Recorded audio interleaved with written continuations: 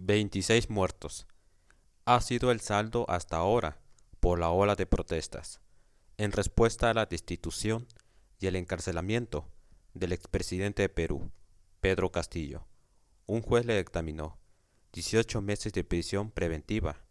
Con el descontento de la población, exigen la salida de la nueva presidente Dina Boluarte en distintos puntos del país, con la presión sometida con las fuerzas policiales y el ejército a nivel nacional. El país fue decretado como en estado de emergencia y desorden social, en constante conflicto con las manos armadas. Dicho por una delegación encargada de monitorear y analizar las crisis y las demandas de la justicia, la Comisión Interamericana de Derechos Humanos, la CIDH. En estas circunstancias, lamentablemente, las vidas que fueron cobradas durante las confrontaciones no constituyen el foco central de las consecuencias del desastre nacional. Con la pérdida de enormes cantidades de ingresos en las actividades económicas, la suspensión de las actividades productivas, los daños a la infraestructura y servicios públicos, el bloqueo de aeropuertos, carreteras, trenes y cierres de comercios, marcaron el desarrollo de la crisis en Perú.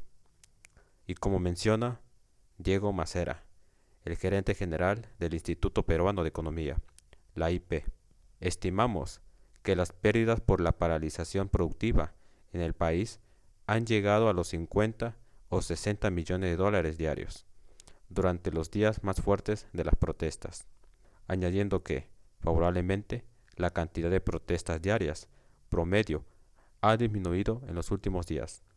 Con lo anterior dicho, nos interesaría conocer cuál es el impacto económico que se ha emanado del conflicto social.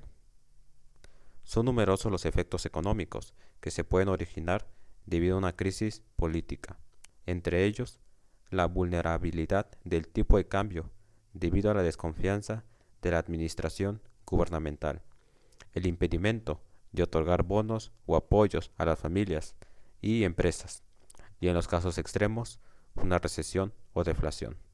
En el caso de Perú, el sector más dañado es el transporte. Ha significado la pérdida significativa de ingresos por parte de las ventas navideñas en los pequeños comercios, un rubro especial durante este periodo del año en el sector minorista. De igual manera, los bloqueos de carreteras y la falta de permisos en la venta y exportación de productos ha afectado directamente al traslado de productos agropecuarios frescos, la distribución del gas natural, los viajes de carga y pasajeros que se trasladan a diferentes provincias. En fin, todas las actividades que requieren del transporte para mover los productos y, por si no fuera suficiente, la falta de transporte también ha evitado a los turistas recorrer las diversas ciudades históricas, por ejemplo, Machu Picchu, donde cientos de turistas fueron retirados de la zona y enviados a sus hogares de origen, luego de que se les reabrieran los servicios de transporte que habían sido bloqueados durante mucho tiempo. El sector hotelero manifestó una pérdida del 80% de las reservas confirmadas para la ciudad de Cusco, ya que fueron canceladas en esta temporada. Se calcula que las pérdidas en torno a este sector sobrepasan los 260 millones de dólares en tan solo las últimas 2 semanas, como resultado de más de 1.8 millones de turistas que decidieron terminar o cancelar sus actividades turísticas en Perú. Y como dijo Carlos Loaiza, gerente general de la Cámara Nacional de Turismo, Canatur, la enorme mayoría de los viajeros ha preferido postergar sus planes hasta tener la certeza de qué pasará con las protestas. Ahora vamos a hablar sobre la moneda peruana, el sol, que afortunadamente ha mantenido una posición relativamente estable hasta el momento, pese a las pérdidas económicas en los comercios minoristas y la convulsión social generado en la política del país. La economía macro sigue funcionando sin complicaciones. Y pese a las consecuencias en el tipo de cambio que se pueden dar, todo parece indicar, señalan los analistas, que las turbulencias políticas se han resistido a llegar más lejos de lo que podrían llegar en las altas esferas del poder. La tenacidad de la moneda peruana y las estrategias de control en el gobierno han contribuido a reducir las expectativas negativas sobre el futuro de su economía. Con la consumación gradual de la crisis, el Banco Central de Reserva de Perú pronostica una disminución del 3 al 2.9% del crecimiento económico en el 2022 y 2023, incluso cuando las consecuencias hubieran podido ser mayores. Estos porcentajes se justifican por dos razones: el dato de crecimiento observado en octubre y el efecto marginal que están teniendo estas protestas que han afectado la actividad económica, según Julio Velarde, presidente de la institución. La inversión privada también espera una disminución, con una reducción en el crecimiento. Se esperaba que creciera en 2023 un 1.8%. Ahora solo se estima un 1%. Y para el sector turístico, se estima una pérdida de $100 millones a partir de enero en el año entrante.